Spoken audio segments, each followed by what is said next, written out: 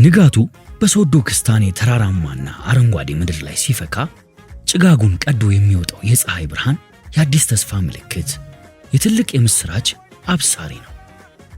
ይቺ ምድር ገና ከእንቅልፏ የምትነቃው በጸሎትና በዜማ ነው።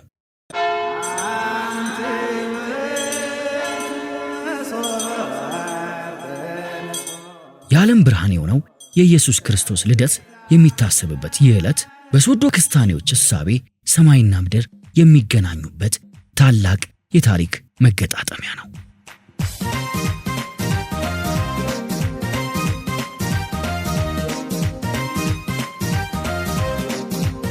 በልጃገረዶቹ ከንፈር ላይ የሚንቆረቆረው ያ ጦም ይምር ዜማ ተራ የደስታ መግለጫ አይደለም። ዜማው ከሺህ ዓመታት በፊት በኮከብ መሪነት ቤተልሔም ለደረሱት ለሰባ ሰገል የሚቀርብ ሕያው መታሰቢያ ነው።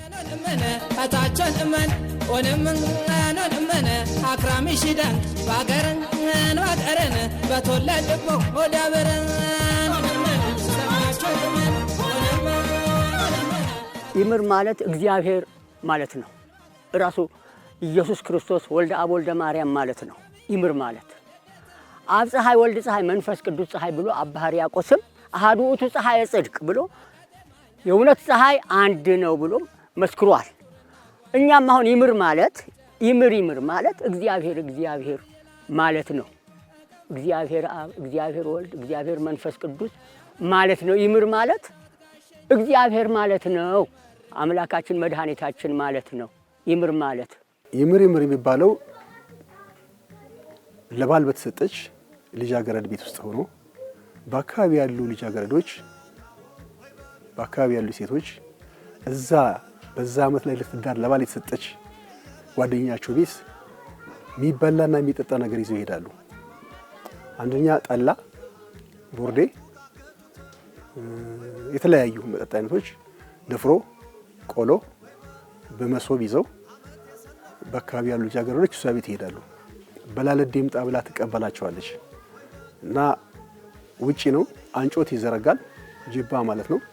አንጮት ተዘርግቶ ሁሉም እዛ ላይ ተቀምጦ የይምር ፕሮግራም ይጀምራል። እነዚያ በዜማ የታጀቡ 12 ቁጥሮች የዓለምን መከራ ሊያቀሉ የታጩት የሐዋርያት ምሳሌ ናቸው። የሚታደለው ቆሎና ዳቦ ደግሞ የቀረበውን መንፈሳዊ በረከት ለምድራዊ እንግዳ የማካፈል የደግነትና የፍቅር ማሳያ ነው። እያንዳንዱ ዜማ የጥንቱን ታሪክ ከዛሬው ትውልድ ጋር የሚያስተሳስር ወርቃማ ድልድይ ነው። መታጨት ኑሮህን ልታደራጅ መሞሸር ተሞሽረህ ወግ ማረግህ ማየት በራሱ እጅግ መታደል ስለሆነ እቺን የታደለች ሴት ሁሉ ጊዜ የጎስቴ የሚባላል የጎስቴ የብጤ ያዶዬ ተባብለው የሚጠራው ሲጠራሩ ራሱ እኛ ይሄ የራሱ እንትን አለው የጓደኝነት መገለጫው ነው። ያዶዬ የጎስቴ የብጤ ጓደኛ የተባለ ነው የሚጠራው። በዛ ይሄ ምን ያህል የፍቅራቸው ቅርበት ስለሆነ ገና ከመድረሱ በፊት ከልጅቷ ጋር ያላቸው ቅርበት እንዴት ነው የምንዘጋጀው? እዛ ቤት እንዴት ነው የምናሳምረው? ገና እንዴት ነው የምናሳልፈው?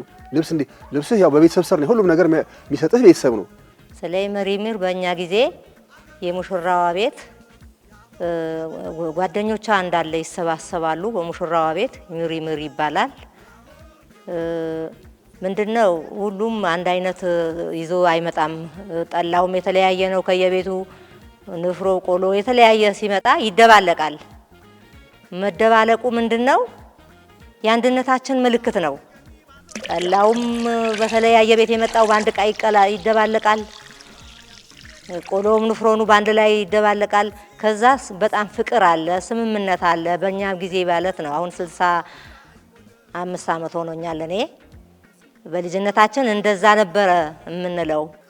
ገና ባይተዋር እንዲሆን አትፈልግም ልጇ። ባይተዋር እንድትሆንባት አትፈልግም ልጇ። አንደኛ ቅድም መውጫም ነው። አሁን ያለ ምሳሌ ወደ እንትን ብትሄድ አዳምና ጋር ብትሄድ አዳምና መተጫጨት ቢሆንም አንድ ቀን ወጥተህ ነው የምትመለሰው፣ ወይ 3-4 ዙር በየቦታው ልደግም ትችላለህ። ገና ግን የሚቀጥል ነገር ነው። ውጪ ልጇ የምትታይበትም ጭምር ነው። ሁለት ውስጧ ሐሴት የሚያደርግበት መዳረሻዋ ጊዜ ነው። ገና የሚበሉት ልጃገረዶች ናቸው። ለመፈለግ የመዳረሻዋ ጊዜ ነው። ለትዳር የመጀመሪያዋ ጊዜ ነው። መንደርደሪያ ጊዜ ነው።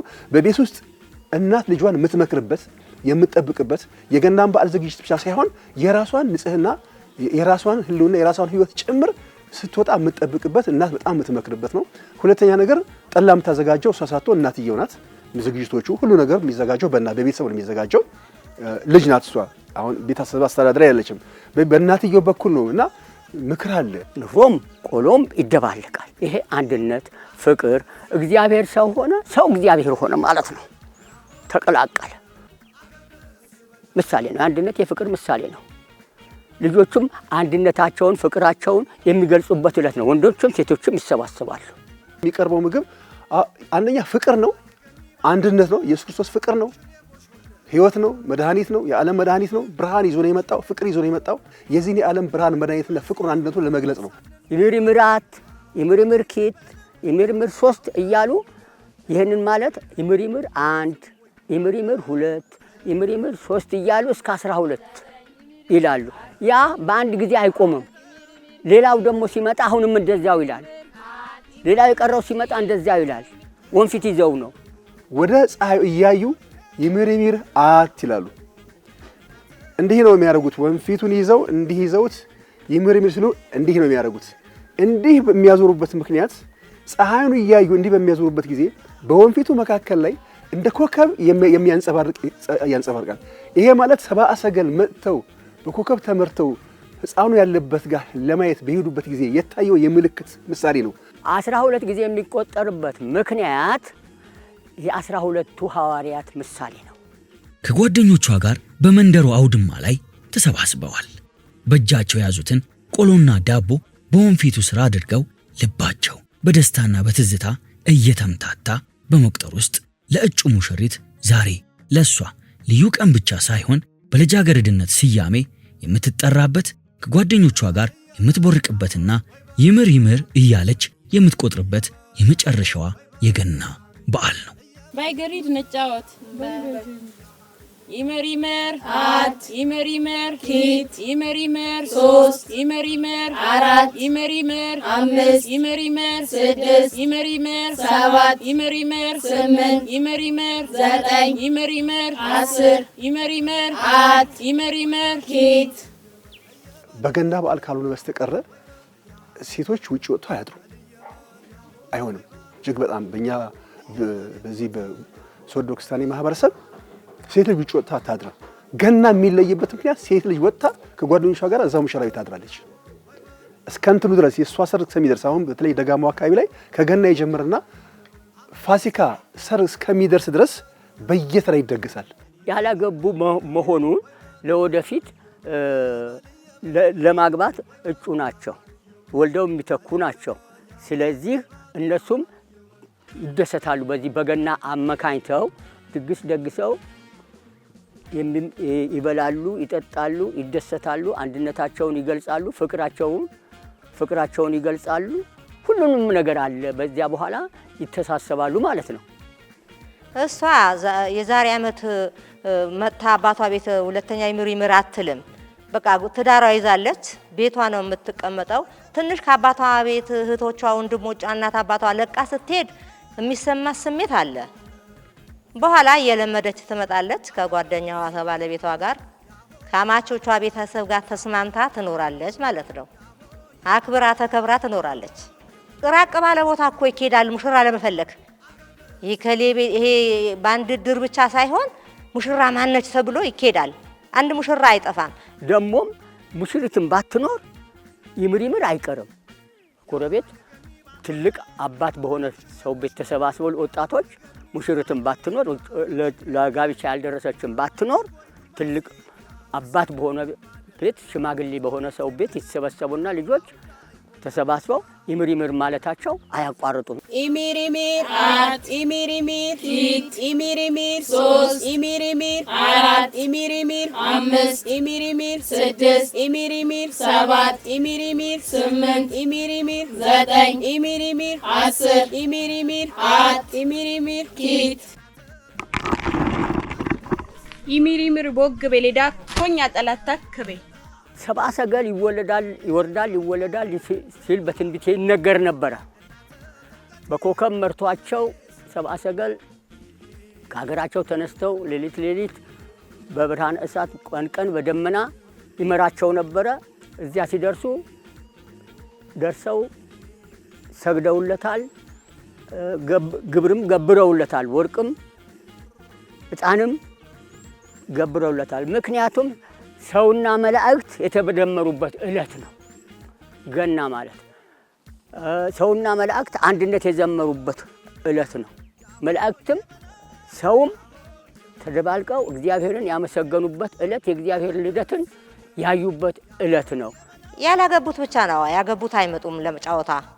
ጥንቀት ሲሆን የጥንቀት አንድ ላይ ያገቡትም ሙሽሪቷን ማካባው ጥንቀት ይሄዳሉ እንጂ እዚህ እንትኑ ቤት አይመጡም ለጨዋታ ያገቡት። በአንቃት መስክ ላይ የሚሰማው የወጣቶቹ ሆታ አንዞሪቴ ይባላል። እዚህ ጋር ደስታው ምድራዊ ወሰንን ጥሶ ሰማይን ያንኳኳል። ክርስቶስ በሰው ልጆች መካከል የተገኘበትን ታላቅ የምስራች በጉልበት በዝላይና በጭፈራ ይገልጹታል። የእሩሩ ጨዋታ የሚጀምረው ክብረ በዓል በሚደረግበት ቦታ ነው። ክብረ በዓል የገና ክብረ በዓል በሚፈጸምበት ቦታ ላይ እሩሩ ይጀምራል። ክብረ በዓሉ ካበቃ በኋላ ለምሳሌ አሁን ቤተክርስቲያን ከሆነ ታቦት ይወጣል። ታቦት ወጥቶ ክብረ በዓሉ አልቆ ሲገባ እዛው ቦታ ላይ የሚጀምረው ወንዝ ላይ ነው። ድንበር ቦታ ወንዝ ላይ፣ ወንዝ ካለ ወንዝ ላይ፣ ወንዝ ከሌለ አማካይ ቦታ ላይ ጉድጓድ ይቆፈርና ጉድጓዱ ሰፈጉ ተቆፍሮ እሩሩ እዛ ውስጥ ይገባል። አንቃቱ ይገባና ገና የሚጫወቱ ልጆች ሁለት ከቡድኑ ከአናቲ ቡድንና ከኬላው ቡድን ይመረጥና ሁለት ይመረጡና እንዲህ ጉድጓዱ ጋር እንደዚህ ያደርጉታል። እንዲህ ጥምዝ ነው አይደል ተዶላው እንደዚህ አንደኛው በዚህ አንደኛው በዚህ ሽማግሌዎች አሉ የሚያስጀምሩ ሽማግሌዎች ጀምር ሲል ይገባና ጉድጓድ ቀድሞ ያወጣው ቡድን ይጀምራል። ያሆ የበላ ያሆ ያሆ የበላ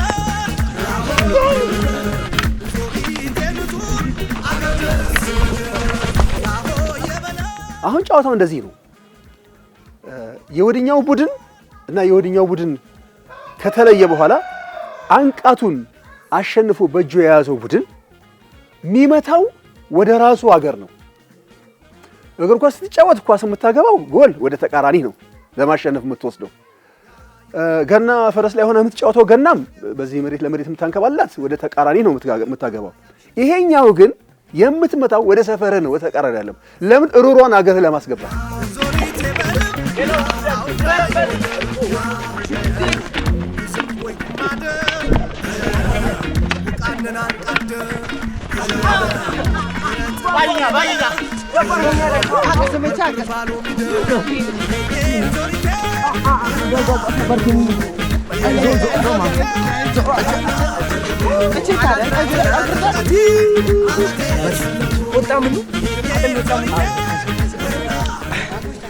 የዕለት ዕለት ጨዋታ ነው። ስንዞር ነው ይሄ ያለው እህል ይሰጠናል። ገብስ ባቄላ አለ። ደጋ ላይ ነበርን ከልጅነቴ ኑረና ደጋ ኑረን ቆላ ኑረና የሚባል ሀገር ነበር ያደኩትና ገብስ ይሰጡናል፣ ባቄላ ገንዘብ ይሰጡናል። እንዞር ነበር ከበሮ ይዘን አይ ዞሪቴ ገና ነበቦ እያለን እንዞር ነበረ። በሶዶ ክስታኔ ማህበረሰብ ውስጥ እናት የክብር ማማ ናት። ወጣቶቹ የገኒ ባልወልደ እያሉ የሚዘምሩላት እናት የምድራዊቷ እናት የቅድስት ድንግል ማርያም ምሳሌ ተደርጋ ትወሰዳለች። አንቃቱ ካሸነፉ በኋላ አብረው ነው የሚሄዱት። ሁሉ የሚገቡት እዛ ቤት ውስጥ አንቃት ይዘህ የምትገባበት ቤት መርጠህ ነው። በዛ ዘመን ይመረጣል። ስም ክብርም ስለሆነ ስምም ስለሆነ ማ ቤት ነው እሩሩ አንቃቱ የገባው ስለሚባል ስትገባም ደግሞ ሊቀበል የሚችል ያለው ቤት ስለሆነ የምትገባው ትገባና የጨፈርክ እዛ ግቢ ትገባለህ። በቃ አንድ ትልቅ አዝማች ተባለ ግቢ ሊሆን ይችላል፣ ፍታውራ የተጋበዩ ተባለ ግቢ ሊሆን ይችላል፣ ማዕረግ የሌለው ግን ትልቅ ባለጸጋ የሆነ ሰው ቤት ሊሆን ይችላል። ትገባለህ፣ ትጨፍራለህ ግቢ ውስጥ የቦ ዞሪት እየነበቡ ገናኛ ይበቡ እኛ ሻልጮኝነ እኛ አልትጮኘነ እያልክ በቃ ብዙ ነው ግጥሙ ብዙ ነው። ጨፍርና ከዛ በደንብ ግቢ ከጨፍርክ በኋላ ይወጣል፣ እልል ይላል። እዛ ለሽማግሌ ይወጣል፣ የቤቱ ባለቤት ይወጣል። በቃ እንኳን ደህና መጣችሁ እንኳን አሸነፋችሁ ይላል። በየቤት መቤት ትወጣለች፣ እልል ትላለች። በቃ ደስታ ግቢ ውስጥ ደስታ ነው። እንዳሁን ምን ሊበላብኝ ነው ምን ሊታረድብኝ ነው የትኛው ወይፈን ሊበላል ይባል ነገር የለም። በቃ ከዛው በለጭፈራው መካከል ላይ እየነዳ ያመጣል፣ እሱ ወይፈን ያመጣል ወይ ሰንጋ ያመጣል ያቆማል። ሴቶች ተሰበሰብና ድልብ የሚባል ነገር አለ። ድልብ እንሰት ባለው ደጋ ላይ ድልብ ማለት ሁለት አው ሶስት የተቀመጠ ቁንጮ ማለት ነው። እሱ ይፈነቀልና ይወጣል። ጎረቤት ይመጣል፣ ስራ መሰራት ይጀምራል። ከጎረቤት ካቲካላ ጠላ ይመጣል፣ መተጋገዛለ፣ ይጨፈራው፣ ይሰማ ሁሉ የሰፈሩ ሰው እንዳለ እዛ ቤት ላይ በቃ እንዴት ይል ነገር ሙሽሪት አሁን እሷ ልታገባ ነው፣ ከቤተሰብ ተለይታ ልትሄድ ነው። ያንን ማረጋጊያ ነው ማለት ነው። ከርሞ ከነሱ ጋር አትሰለፍም። ስለዚህ አሁን ማረጋጊያ ነው፣ መሰናባበቻም ነው። አባባተማማ ያሆ ወይበል ያብየበል ይቱጋጋቱታ ያሆ ወይበል ያብየበል የብኖ ያሆ ወይበል ያብየበል ባመቴ ሰለቦ ያሆ ወይበል ያብየበል የመኔ ከለኖ ያሆ ወይበል ያብየበል እየባል ያሆ ወይበል ያብየበል ላሌ ሆዮ ሆዮ ሜጋራ ላሌ ሆዮ ሆዮ ሜጋራ ላሌ ሆዮ ሆዮ ሜጋራ ላሌ ሆዮ ሆዮ ሜጋራ ፌሽታ ነው በቃ ገና ነዋ ወዳጂ ጋይ ክርስቶስ ልደት እኮ ነው ምንነካ ያለ መድኃኒት ብርሃን እኮ ነው። እና ይመጣል ሰው ከዛ በኋላ ጭፈራው እየጨፈሩ ወስደው አንቃቷን ዋጋ ይባላል። የምሰሶ አቃፊ እንትኖች አሉ እዛ ላይ ይሰቀላል። አቤት አቤት አቤት ፈንጠዝያ ደስ ሆነ። ሱሪም አልነበረኝ ደባዶ በዚያን ጊዜ የበቆዳ ለብሼ እንጥር ስል ይታየኛል። ደስ ቆሎ ብቻ አይደለም እንዲያው በእውነቱ አይደለም ፍቅሩ ደስ ይላል።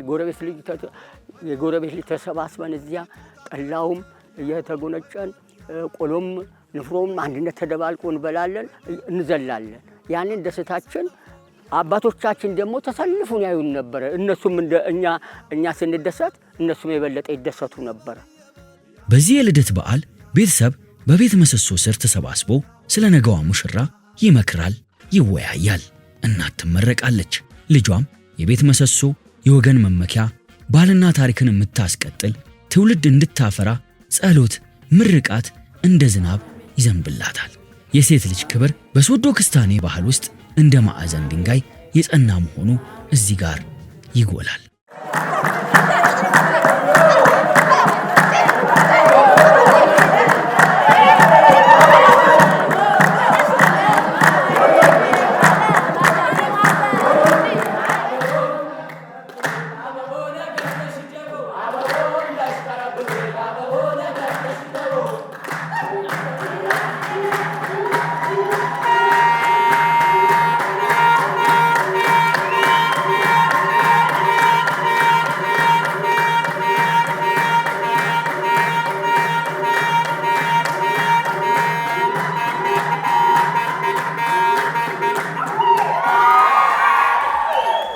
ሶዶ ክስታኔ በየዓመቱ በገና በዓል ታሪኳን ታድሳለች። ገና እዚህ ጨዋታ ብቻ አይደለም፣ መንፈሳዊ ጉዞ፣ የማህበረሰብ አንድነት መጠናከሪያ፣ የጋራ ምስጋና ነው።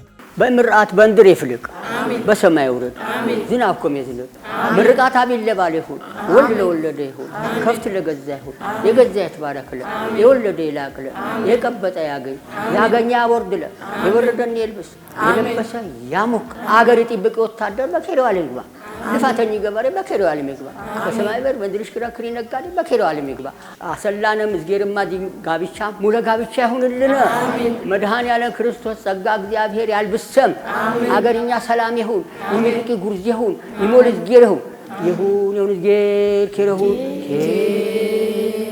ከሪላ አርደኛ ይሁን ከሪላ አገርኛ ይሁን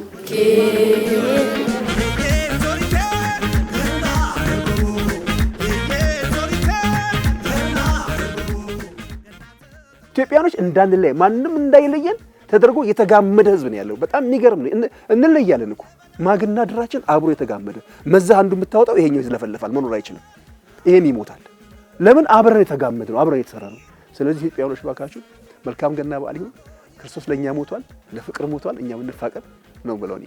በዚህ የፍቅር የአንድነት ገመድ ታሪክ ትውልድን አሻግሮ ይቀጥላል። ለሶዶ ክስታኔ ገና ፍቅር ነው፣ ገና አንድነት ነው፣ ገና ሕይወት ነው። መልካም በዓል። ያ የገኒ ባሎርደ አብሽኔ ቦሽ ወልደ